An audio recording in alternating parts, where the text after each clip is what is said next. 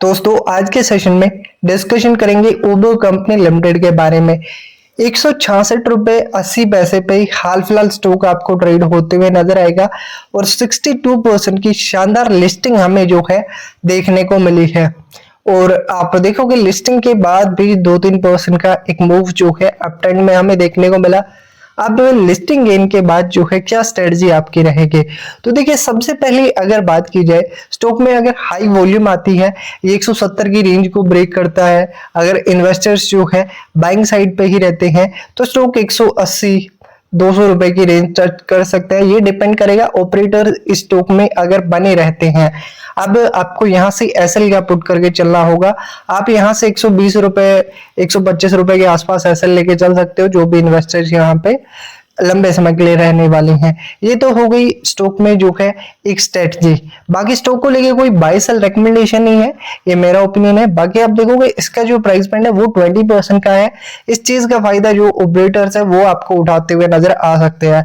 अब बात कर लेते हैं उसको इसके जो है कुछ नेगेटिव पॉइंट की भी, जिससे क्या होगा लिस्टिंग गेन के बाद जो है छोटी सी रैली के बाद इसमें प्रॉफिट बुकिंग आ सकती है। और उसके पीछे के रीजन क्या रहेंगे, देखिए यहाँ पे तेजी के पीछे के रीजन क्या रह सकते हैं। स्टॉक में high volume breakout plus operators जो है कंटिन्यू आपको बाइंग करते हुए नजर आए, ये रीजन रह सकते हैं यहाँ पे तेजी के। और प्रॉफिट बुकिंग के भी रीजन आपको बताएंगे। बाकी स्टॉक को लेके कोई बाय सेल रिकमेंडेशन नहीं है। हाल फिलहाल देखोगे तो बाइंग ऑर्डर लगे हुए हैं 3 करोड़ प्लस के और सेलिंग ऑर्डर आपको 1 करोड़ से ज्यादा के देखने को मिलेंगे। बाकी अगर बात की जाए, ये आप जो है कंपनी के बिजनेस देख सकते हो, जो कंपनी सर्विस वगैरह प्रोवाइड करती है। यहाँ पे आप इसके बिजनेस यहाँ पे शॉर्ट में पढ़ सकते हो, कितना शेयर आपको इंडिया का देखने को मिलेगा और अर्बन स्टेट का भी यहाँ पे देखने को मिल रहा है। बाकी अगर देखा जाए तो सबसे पहले आप इसकी फाइनेंशियल रिपोर्ट आप देखोगे, कंपनी ने देखिए ईयर ऑन ईयर बेसिस पे ग्रोथ यहाँ पे जरूर दिखाई है 30 से 40% के आसपास। पर जो इसका प्रॉफिट आता है एक्सपेंस हाई होने की वजह से इसकी जो कॉस्ट बढ़ती है प्रोडक्ट की, तो यहाँ पे अब वो कंटिन्यू कंपनी लॉस कर रही है। क्लियर यहाँ पे अगर देखा जाए ये एक नेगेटिव फैक्टर रहेगा, क्योंकि किसी भी कंपनी के शेयर प्राइस में तभी ग्रोथ होती है कंपनी का बिजनेस अच्छा हो, कंटिन्यू कंपनी प्रॉफिट कर रही हो और कंपनी की जो है लंबे समय की भी ग्रोथ हमें पॉजिटिव देखने को मिले। बाकी अगर बात की जाए 9 मंथ ग्रोथ की, तो ये आप जो है देख सकते हो कितनी ग्रोथ कंपनी ने यहाँ पे दिखाई है।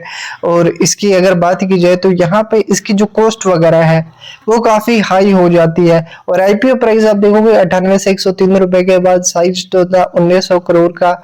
और एक अच्छी खासी लिस्टिंग जो है हमें देखने को मिली है, जो 60% के आसपास की लिस्टिंग थी और उसी के आसपास लिस्टिंग यहाँ पे देखने को हमें मिल रही है।